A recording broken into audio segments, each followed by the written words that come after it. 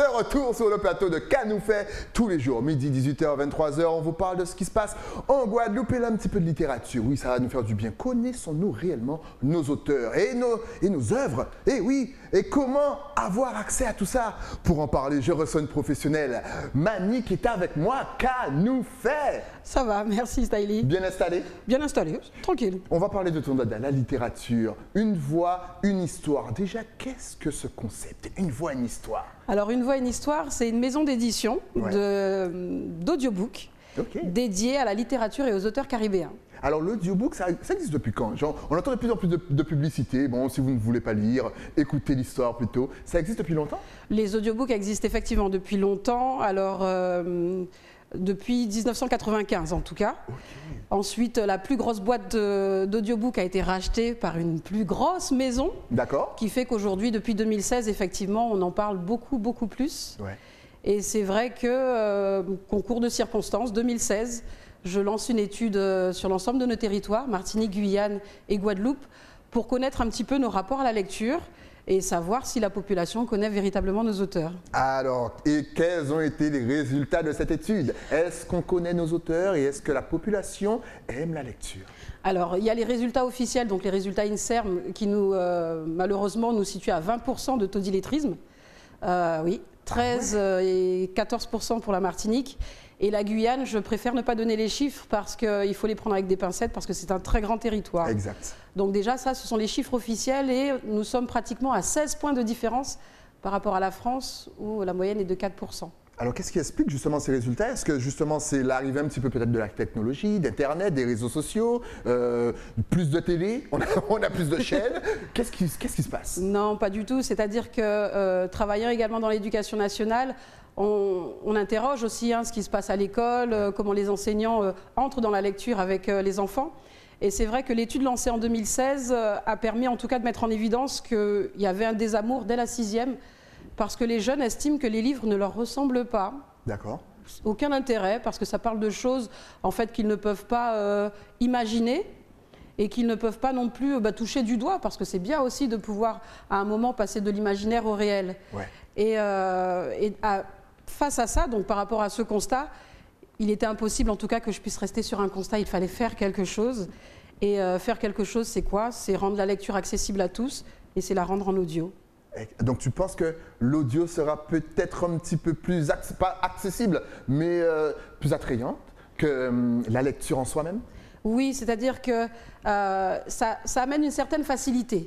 Déjà pour les personnes qui ne lisent pas, tout simplement, ça leur permet déjà d'enlever cette barrière, de rentrer dans une librairie, ça peut être complexe, alors que là, on est avec son application, on a ses écouteurs et on écoute l'histoire comme quelqu'un finalement qui aurait le livre imprimé. Okay. Donc ça enlève véritablement une barrière et oui, il y a un côté attractif qui n'est pas négligeable. Tout en sachant, encore une fois, que je ne fais pas de concurrence à la lecture, au livre imprimé. Bien sûr. Parce que le livre audio a son public. Et forcément, le livre imprimé aura toujours son public et le livre audio attire tout un autre public. Exact. Donc je trouve surtout qu'on est sur quelque chose de très complémentaire. Et si je me spécialise sur la littérature caribéenne, c'est parce que sur nos territoires, il y a un réel manque. Et qu'il était important, en tout cas, déjà sur nos territoires et à l'international, qu'on puisse savoir qu'on existe. Et justement, et peut-être aussi que l'audio va ramener aussi au livre, au bouquin, qu'au bout d'un moment, les gens ont besoin vraiment de tenir le livre dans leurs mains. Et donc justement, explique-nous un petit peu ce travail. Est-ce que ça a été compliqué à réaliser? Parce qu'il faut prendre le livre, il faut trouver les voix off. C'est beaucoup de boulot. Ça t'a pris combien de temps? Alors, donc l'étude a été lancée en 2016. Le temps de traiter toutes les données, il a fallu réunir l'équipe, donc ça m'a pris 4 ans. 4 ans pour réunir une équipe, donc ingénieur son, développeur informatique, parce qu'il y a le site internet, mais il y a aussi l'application. Exact. Tout en sachant que lorsqu'on transmet la valeur de littérature caribéenne, il était important aussi que les personnes autour de moi soient du territoire, et on a réussi ce pari-là. C'est-à-dire qu'il était important aussi qu'on montre aux autres que nous sommes capables de faire avec nos forces vives. Exact. Et même en allant les chercher là où elles sont, notre développeur informatique, c'est un Marie-Galantais qui vit à Londres. Ok. Donc oui, il faut aller chercher et il faut montrer que peu importe où on est capable d'y arriver. Et donc après, toute cette partie technique, il y a effectivement la recherche de casting, les voix off, les narrateurs et narratrices. Et là, d'abord, on fait appel au réseau privé. Ouais. On dit, bon, bah, toi, tu as une jolie voix, ça t'intéresserait de venir écouter. Et puis, progressivement, le bouche à oreille, les réseaux, parce qu'on est très présent sur les réseaux sociaux. Et c'est vrai qu'aujourd'hui, ce sont les personnes qui viennent à nous. Ouais. Et le choix des voix, en fait, je leur demande des audios avant 10h et après 17h. Et comme je lis tous les bouquins, ça me permet de savoir quelle est la sonorité qui ira avec le livre. Oh, c'est excellent. Donc, on a une voix au réveil, une voix... oui, tout à fait. Au coucher. Genre, ouais, tu vas te coucher à 17h. Ben oui, je suis en couvre-feu. Presque.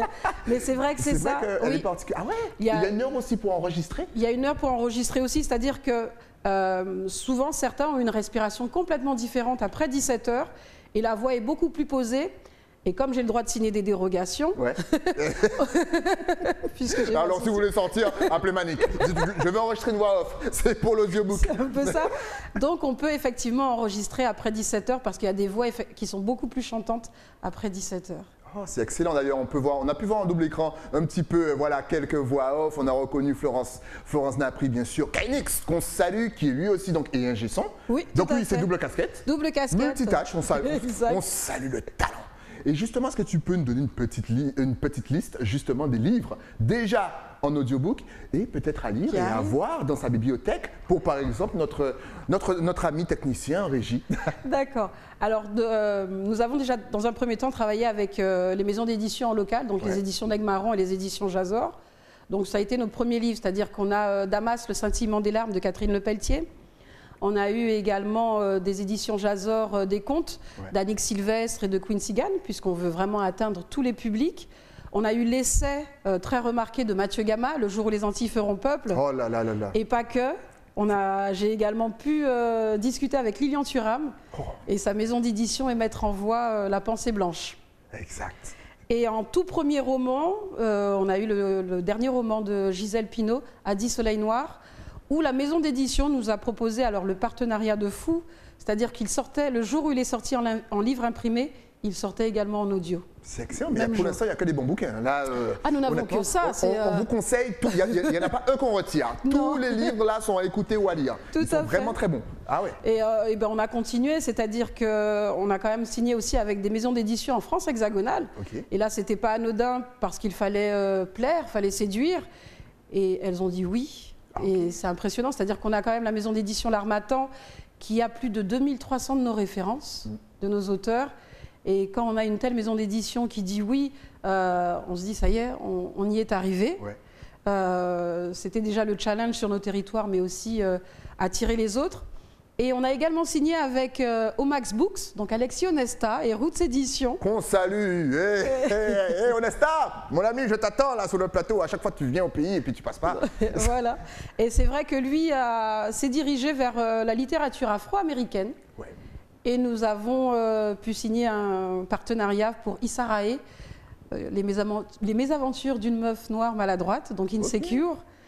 Et nous allons faire, et nous allons faire Common aussi, puisque c'est leur dernière parution. Exactement. Et nous avons aussi l'exclusivité avec eux en audiobook. Il est important qu'on ait un regard sur les Amériques, parce que la Caraïbe appartient quand même à ce territoire, et puis parce que nos auteurs sont très étudiés sur le continent américain. Mais on ne s'imagine pas, mais effectivement. Beaucoup plus que chez nous. C'est fou, comment est-ce que tu expliques ça? On prend l'exemple ne serait-ce que d'Aimé Césaire, c'est impressionnant l'hommage qu'il a reçu des Afro-Américains.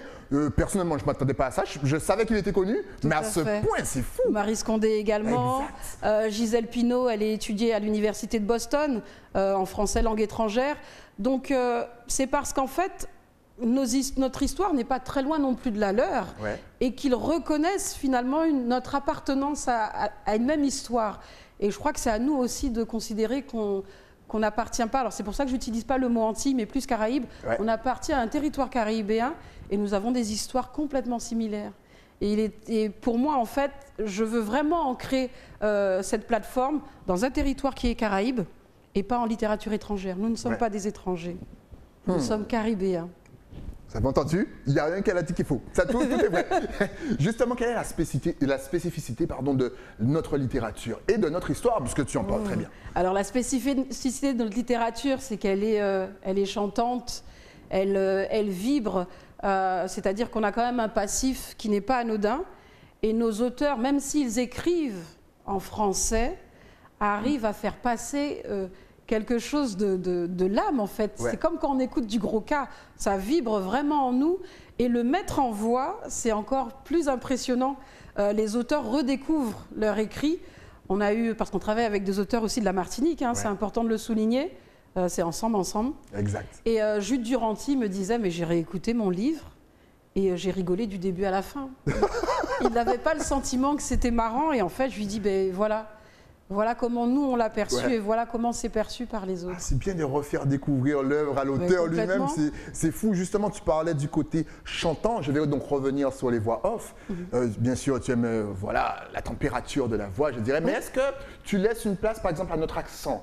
Bien pour sûr. Justement faire vraiment revivre. Je recevais Roland Montpierre, je vous invite vraiment à aller voir son émission parce que lui, il prend donc toutes les œuvres de nos auteurs, qui met en bande dessinée pour attraper les enfants et même les plus grands. Et il disait justement qu'il vivait en France, mais c'est le fait de revenir ici qui lui a permis vraiment de s'imprégner, de refaire passer vraiment tout ce qui caractérise justement les îles dans ses dessins. Est-ce que là, le travail que nos chères voix off ont est un petit peu le même, avec les accents, avec les intonations? Tout à fait. C'est ça? C'est-à-dire que je ne limite pas dans ce qu'il est possible de faire.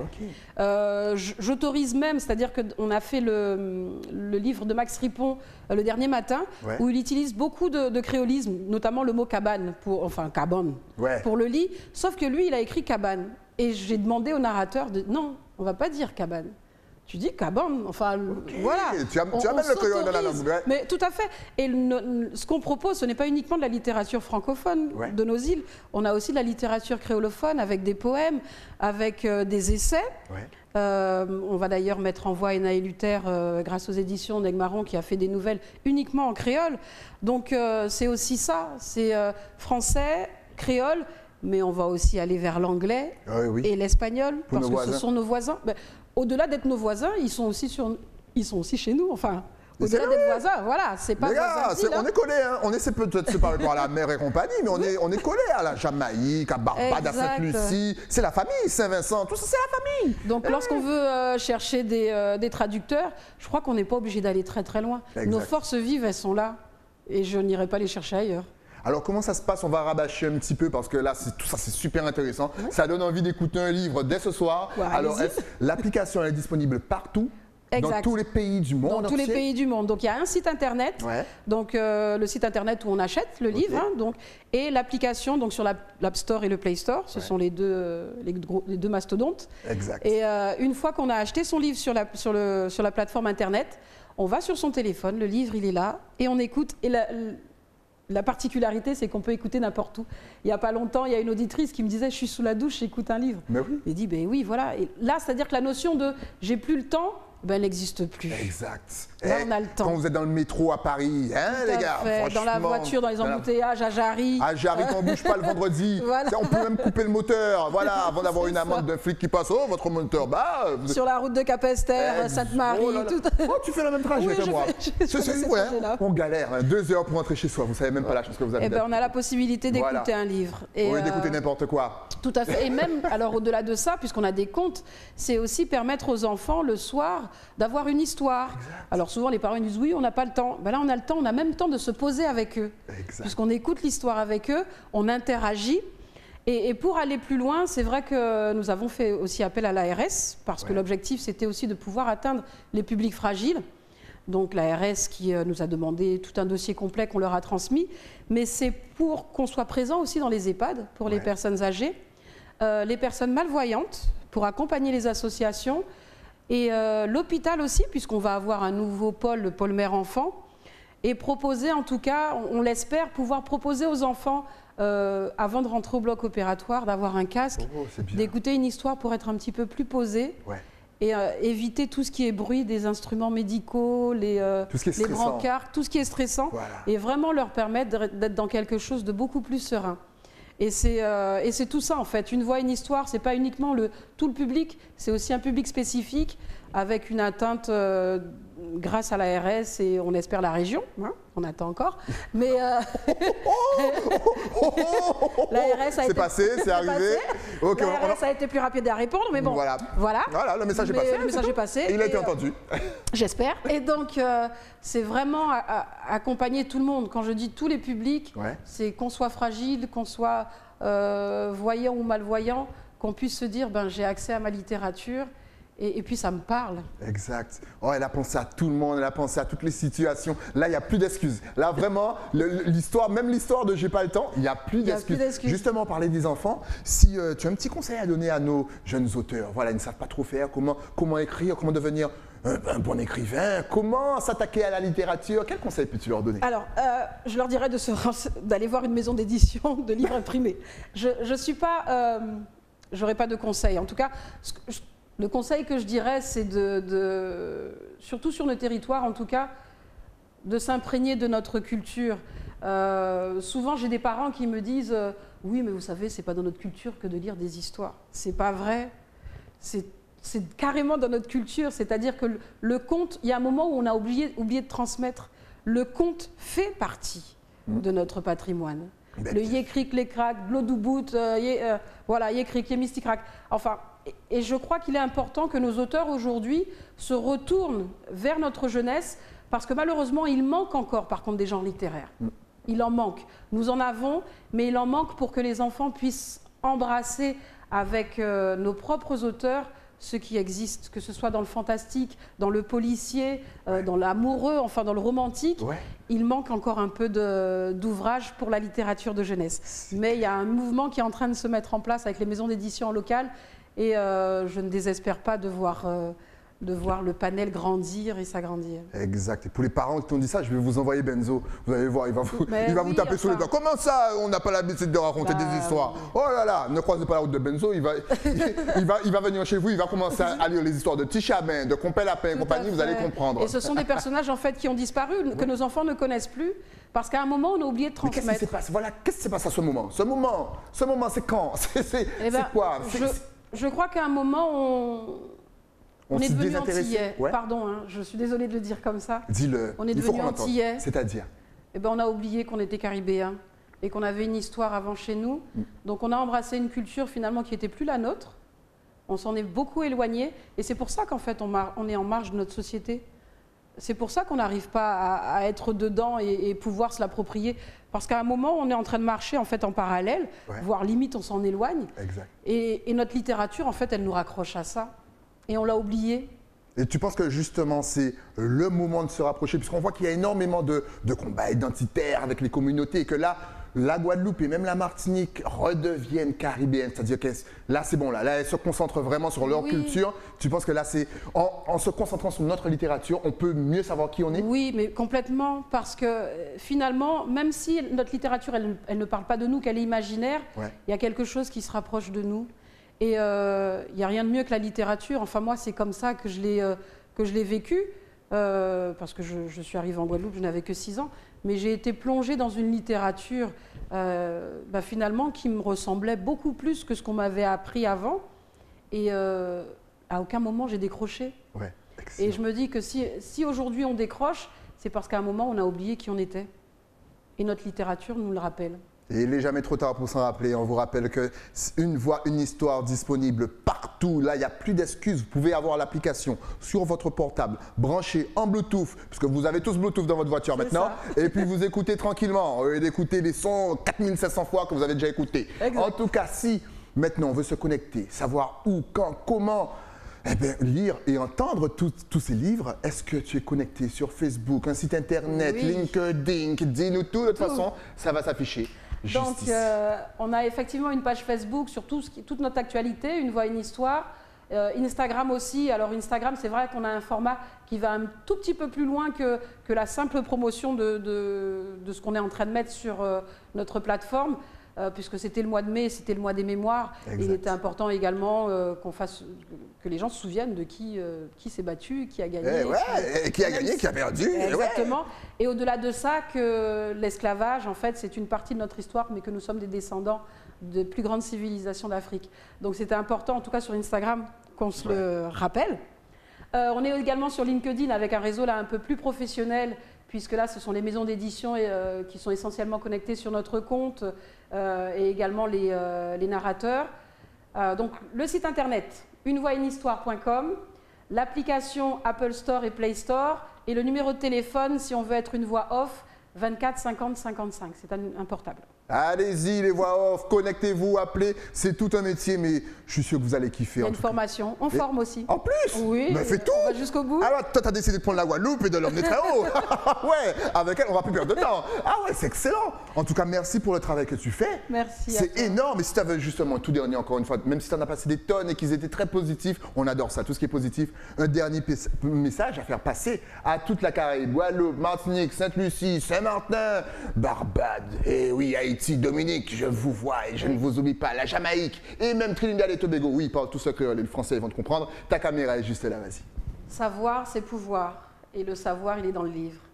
Donc n'hésitez pas, que ce soit le livre imprimé ou le livre audio, plongez-vous dedans parce qu'on en sort grandi, on en sort avec un imaginaire énorme et qui nous permet finalement de nous dépasser et de montrer aux autres de quoi on est capable. Savoir, c'est pouvoir. Savoir, c'est pouvoir. Manick, merci d'être passé sur le plateau. Tu m'as donné envie d'écouter, de lire. Ça tombe bien parce qu'on a un couvre-feu, on a un confinement et puis on ne peut pas sortir et puis on n'a plus de soirée. Ça tombe bien, j'ai tout le temps. En tout cas, dès qu'il y a une petite nouveauté, oui, tu repasses. Dès que M. Omax revient en Guadeloupe, oui, on repasse ensemble. Avec lui. Omax. D'accord, je le lui dirai. Attention, hein, I see you. En tout cas, merci encore une fois et puis tu repasses quand tu veux. Merci beaucoup. Nous, on se retrouve bien entendu avec un nouvel invité, mais ça, c'est après quoi? Après la pub. À tout de suite.